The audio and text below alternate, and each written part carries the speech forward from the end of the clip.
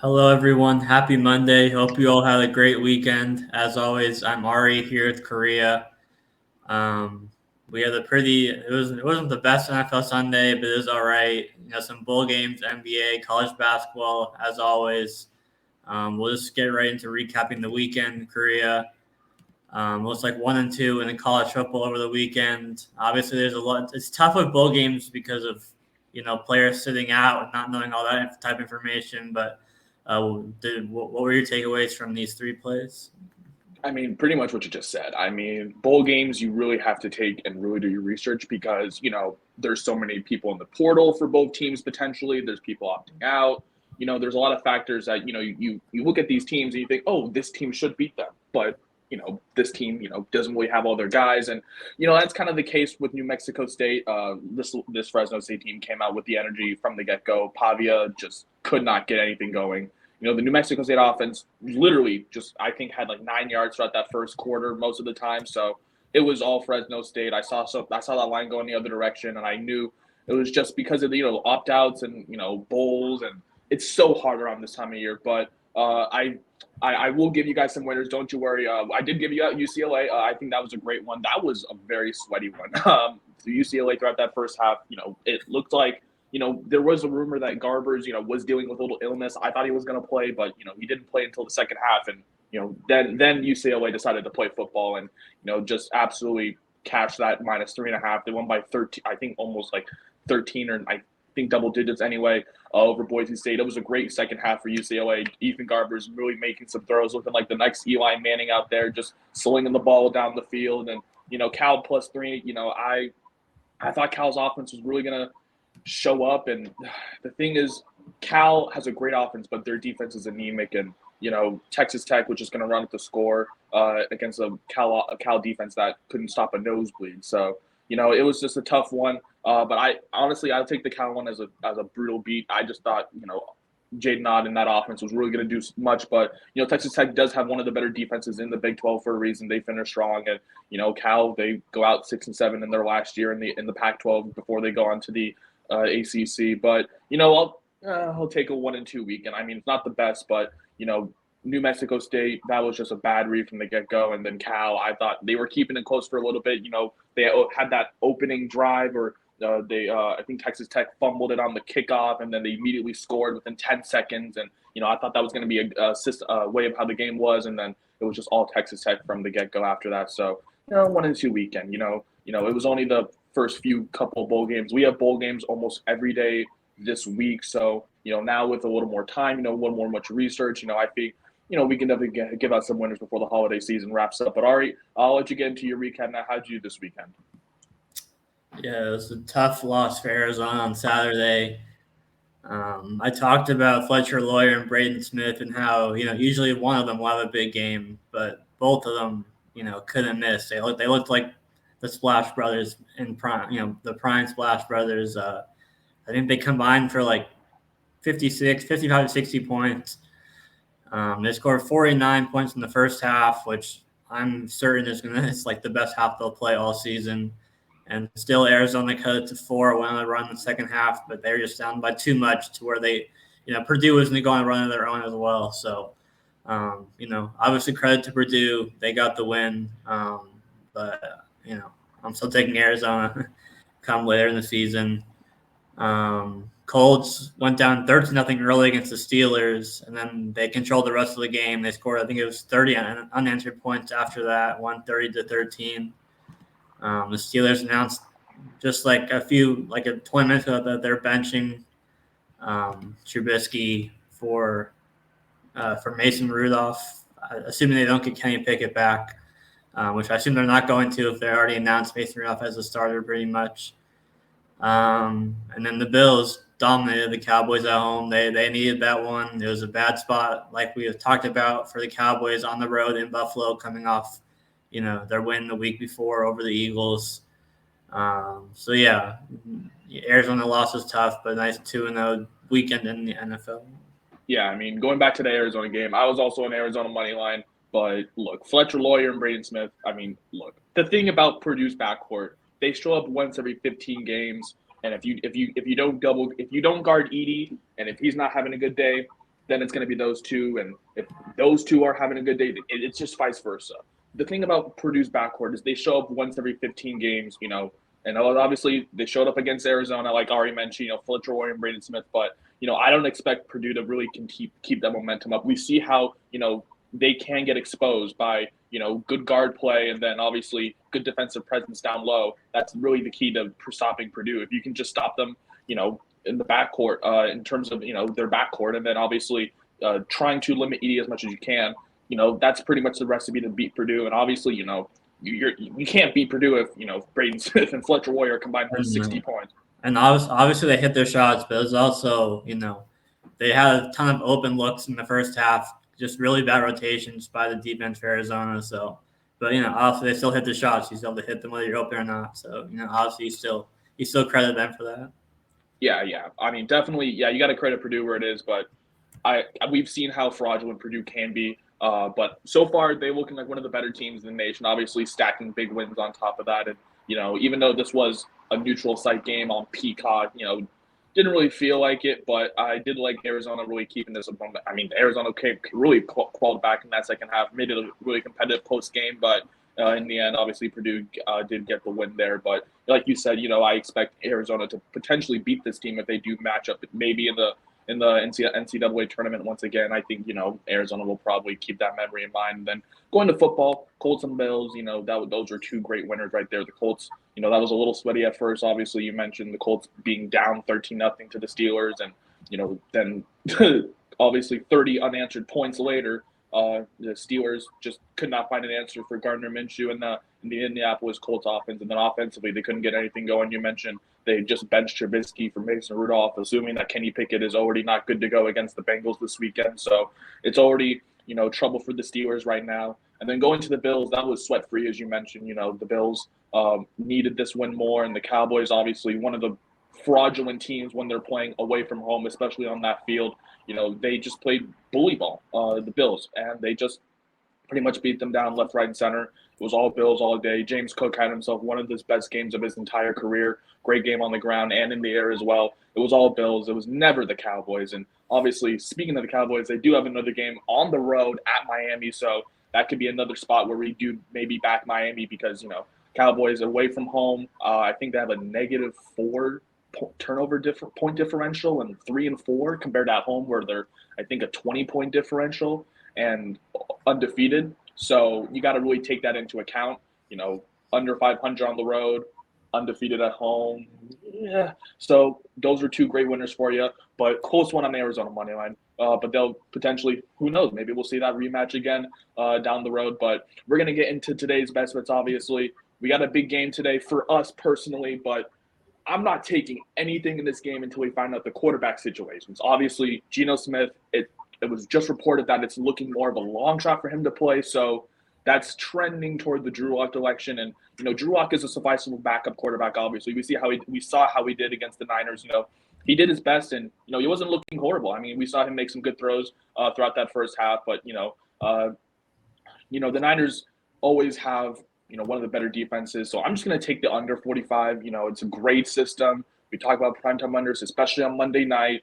And this is going to be one of those games. I'm not in Seattle right now, obviously, but I know the weather is going to be really bad for Seattle. I know it's going to be raining pretty much throughout that maybe second half as well. I know it's supposed to start around, maybe halftime-ish. So, as the weather does get a little down, you never know. And then obviously on the other side for the Eagles, Jalen Hurts has been dealing with some kind of stomach issue, and we don't know what he's looking like, but it probably was looking like he's going to play. But you never really know because of the fact that, and as we are recording this video, we still don't know whether or not he's going to play, but it's looking like he probably will. So, as I say, tread very, very lightly with all the quarterback props today, especially with, injuries and, potentially, people being out. But I'm just going to take the under. I think this is a great play. The Seahawks, obviously, I think they have so many injuries that, a lot of players being questionable and whatnot. I just like this under. Seahawks, the 12th man make a big difference. And,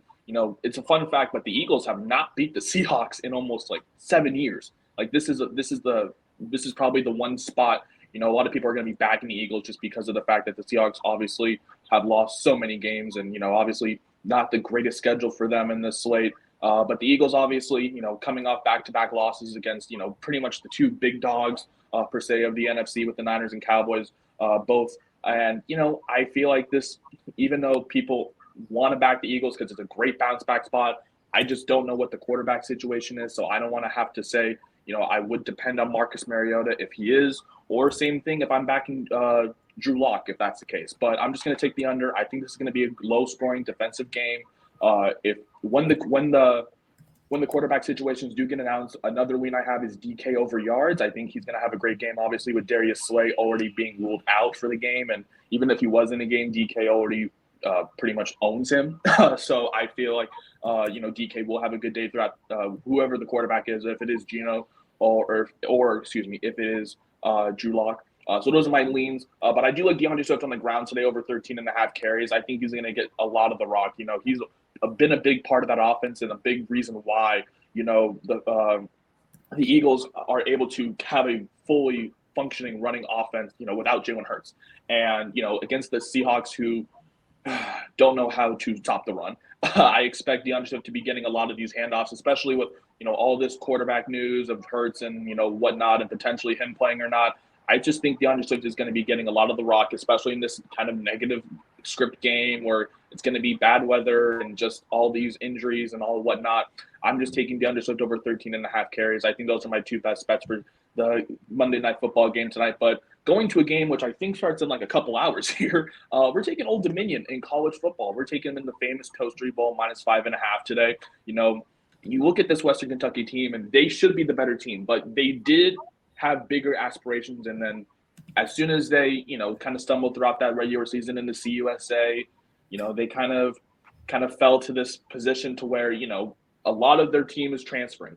They're losing 3 starting offensive linemen. I believe 2 D-backs are in the portal. I believe one of their starting linebackers in the portal. Austin Reed, who the famous quarterback for Western Kentucky, is already not playing today. So Western Kentucky is down a lot. Western Kentucky does allow, players in the portal to also play in bowl games. But, the way that the season has gone for the Hilltoppers, I don't expect them to really come out here with a lot of momentum, especially if their starting quarterback has already opted to not play. And this Old Dominion team, has always been a very sneaky team, winning, I think, 2 of their last 3 games to become bowl eligible. And in this spot, very defensive. I like this team -5.5 today. I just don't think, Western Kentucky, with all the opt-outs and all the missing key guys, I think that's going to be a big, big issue for them. Obviously, if you're missing 3 starting offensive linemen, it's never going to be a good day. But the fact that you're missing them along with 3 key defensive guys and your starting quarterback, it's not going to be pretty. So those are my picks today. I'm just taking the Eagles Seahawks under until anything official comes out about Geno or Jalen Hurts. I'm also taking DeAndre Swift over 13.5 carries. I think he gets a lot of that rock tonight, especially with the quarterback situation that I just previously mentioned for the Eagles. And then Old Dominion in a couple hours, I take them -5.5. I think, all the opt-outs and the transfer portals has opened for Western Kentucky. I think, Old Dominion, takes advantage of that, especially with the weaker Hilltopper team. So those are my 3 picks today. Ari, I know we got not the greatest slate and, an ugly, ugly game tonight, but hopefully the Seahawks win. What do you got? Wait, let me just clarify. If Geno and Hurts do play, do you still like the under, or what's the? Yeah, if both of them do play, I actually will be leaning away, and I will just I would be backing the Seahawks on the spread. I think if both of them do play, I think it's going to be one of the more intriguing games. And I think the Seahawks, home field advantage and the 12th man and, all the surrounding noise around them. I do think if both quarterbacks do play, I would like the Seahawks +3.5. But if that's not the case, I just like the under 45.5 right now. But those are my plays right now. And I have some other leans I'll also post on Twitter. Ari, I'll get into yours. What are you taking? Yeah, I was trying to find an angle that I liked on the game, and I looked at the total, but with the way the Eagles secondary has looked and the Seahawks defense, I wasn't confident enough in the under. So I'm just going Seahawks first half, team total over 9.5. And Drew Lock's first start last week, they scored 10 points in the first quarter alone on the road in San Francisco. Obviously pretty much any 2 scores will get this done. It's a little bit juiced, obviously -125, but I think it's worth it. I mean, off the 2 scores unless one's a safety, obviously. But yeah, I'm pretty confident that they can get 2 scores of any kind pretty much, in the first half to get this over 9.5 in the first half. And then on the NBA, the Timberwolves, pretty much the hottest team in the NBA right now. They won 8 of 9. They're first place in the West right now, obviously. Still very early, but just shows how good they've been so far. They're like 19-5 right now. It's a tough spot in Miami, which is why I think it's a short spread. They're like a 1.5 point favorite, which I think is because they're on the road and it's, in Miami. Miami is coming off, I think it was a buzzer beater win over Chicago a couple days ago. Jimmy Butler, I believe, hit it. I'm just going with the Timberwolves to continue rolling. They've beaten a lot of good teams, in this stretch recently, including Dallas, Indiana, who obviously, made it where they made it in the end-season tournament championship. So I'm just going with Minnesota, the Wolves, to continue rolling. Anthony Edwards is questionable, but he's questionable before the last game and played, so I'm assuming that he will be fine playing. He scored 37 in their last game, and when he's questionable. So yeah, I'm going with the Wolves and the Seahawks first half team total over 9.5. Yeah, you mentioned the Seahawks. I mean, that would pretty much be the only other lean I'd take as well. It's just, the fact that we just don't know the quarterback situation right now is kind of an issue. But at the same time, you mentioned, last week the Seahawks did encompass that total against the Niners on the road, scoring 10 in the first quarter. Drew Lock did, like I said, he did look pretty survivable against the Niners secondary, that has not been the greatest all year. Obviously, the Niners just feed on their defensive front, whether it's the linebacker core or that front four.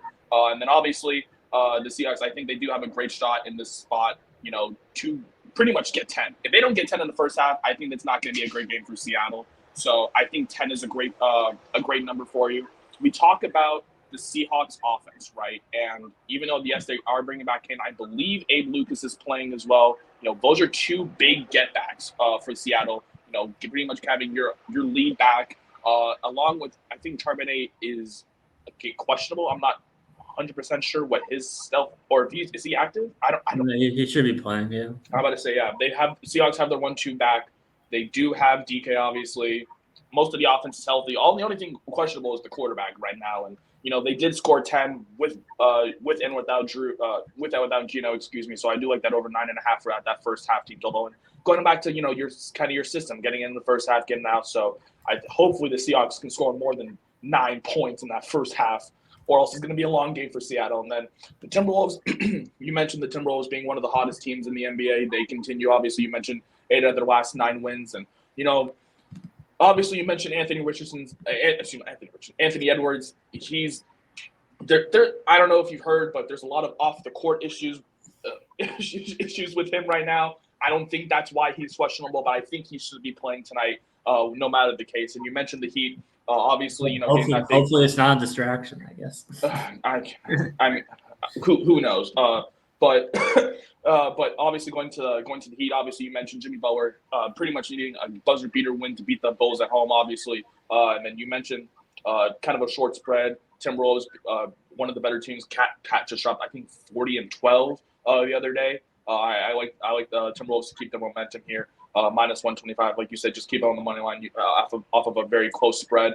Those are always 2 plays right there. Seahawks team total. I really hope the Seahawks can score more than 10 points in the first half against the Eagles secondary, which is already depleted with injuries and not the greatest this year. And then the Timberwolves, you mentioned, the Heat getting a very lucky win off of a buzzer beater at home against I wouldn't say lucky, but clutch win, I'd say, against the Bulls at home. I like the Timberwolves, come in, kind of keep the momentum going with this team. Obviously, we just talked about the Anthony Edwards situation. We don't think that should be playing any kind of precedent on him playing tonight, but as you said, Ari, could be a distraction. So who knows what happens. And going back to my picks, I'm just taking the under for now. Like I said, a lean. If Gino and Hurts are playing, I do like the Seahawks to cover that plus 3.5 point spread. But we're just going with the system right now, just because of the quarterback situation. And even with that, I do like the underships on the ground over 13.5 carries. If the Eagles want to have some kind of offense going, they're definitely going to have to go with the underships. But the Seahawks, cannot stop the run ball. We saw how Christian McCaffrey, just absolutely has run through the Seattle secondary in 2 games in 3 weeks.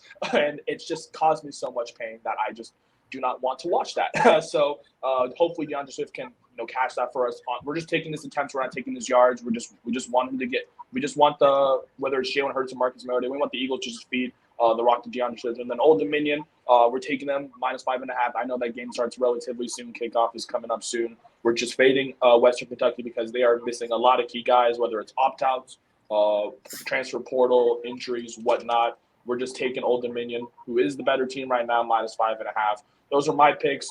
Ari's picks as well. You can find all of these plays down below on our Twitter, AKP Sports Talk. We will have our full cards posted momentarily, and also leans for myself, as I just mentioned, because, with the quarterback situation, once the quarterback situations do get a little more developed as we get closer to kickoff, obviously I'll put some other leans as well, along with my official card. But that's going to do it for today's episode. That is Ari. I'm Creative. Thank you guys so much for tuning in. We'll be back tomorrow with another episode of more bets. But that's going to do it for this one. Peace out, guys. Have a great day.